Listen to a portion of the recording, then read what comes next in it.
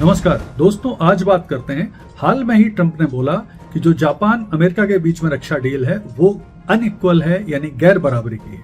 तो देखते हैं अब इसके क्या परिणाम होते हैं और जापान और दुनिया पर इसका क्या असर होगा। तो देखिए, हाल में ही क्या हुआ कि ट्रंप ने अपने एक इंटरव्यू के दौरान बोला कि जो वर्ष 1951 में अमेरिका और जापान के बीच में जापान की रक्षा के लिए एक डील साइन हुई थी, वो बहुत ही अनइक्वल है, गैर बराबरी की। और पता नहीं किस व्यक्ति ने ये डील की है, और ये इससे ना तो अमेरिका को कोई फायदा होता है, ना जापान उन्हें पर्याप्त पैसे देता है, ना ही जापान के ऊपर अगर अमेरिका किसी युद्ध में शामिल हो तो जापान के ऊपर ये ऑब्लिगेशन भी नहीं है कि वो अमेरिका का साथ दे। तो इस चीज को लेकर अब मुझे लगता है भविष्य में जापान के ऊपर अमेरिका ज्यादा प्रेशर डालेगा, उनसे ज्यादा पैसे वसूलने की कोशिश करेगा। तो आइए पहले समझते हैं कि आखिर ये डील क्या है।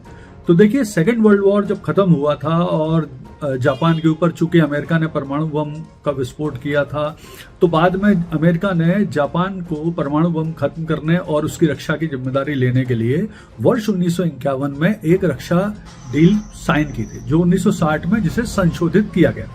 इस डील के अंतर्गत अमेरिका ने जिम्मेदारी ली थी जापान की रक्षा के लिए, और इसके लिए वर्तमान में लगभग 85 सैन्य अड्डे पूरे जापान में अमेरिका के हैं, और अमेरिका के लगभग 51,000 सैनिक भी जापान में मौजूद हैं जापान की रक्षा के लिए। लेकिन इसके बदले में जापान के ऊपर इस तरह का कोई ऑब्लिगेशन नहीं है कि अगर अमेरिका किसी युद्ध में शामिल हो तो जापान उसकी मदद के लिए आए। और इस सारी प्रक्रिया में देखिए, जापान प्रति वर्ष अमेरिका को 1.55 बिलियन यूएस डॉलर देता है। तो ट्रंप का कहना है, और अमेरिका के हिसाब से ये जो 1.55 billion US dollar Japan America को देता है अपनी रक्षा के बदले प्रति वर्ष, ये तो सारे मेंटेनेंस जो 85 अड्डे बने हुए हैं जापान में अमेरिका के, उसी में खर्च हो जाते हैं। तो इससे कोई फायदा तो होता नहीं है अमेरिका को, और ना ही जापान के ऊपर चूंकि ऑब्लिगेशन भी नहीं है अमेरिका के किसी तरह के युद्ध में भाग लेने का या उसकी रक्षा के, तो ये भी परेशानी। तो देखिए, इस प्रक्रिया का अब मुझे लगता है आने वाले टाइम में ट्रंप प्रेशर बढ़ाएंगे जापान के ऊपर और उससे ज्यादा पैसे लेने की कोशिश करेंगे। जापान की स्थिति फिलहाल ये है कि जापान के पास 2,61,000 के आसपास सैनिक हैं, 12 लाख उनकी जनसंख्या है।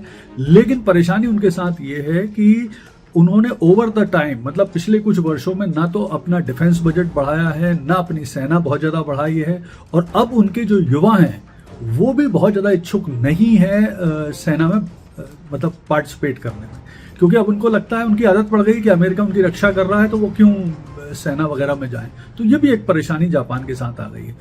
और अब मैं आपको एक चीज और बताता हूं कि देखिए, अभी इन्होंने जापान से ये बोला, सेम तरह की दक्षिण कोरिया के साथ भी अमेरिका की एक रक्षा डील है। वो डील 1953 में हुई थी, और उसके यहां मैं आपको एक चीज और बता दूं कि दक्षिण कोरिया से ट्रंप अपने पहले कार्यकाल में भी पैसे बढ़ाने की मांग कर चुके हैं कोरिया की रक्षा के बदले।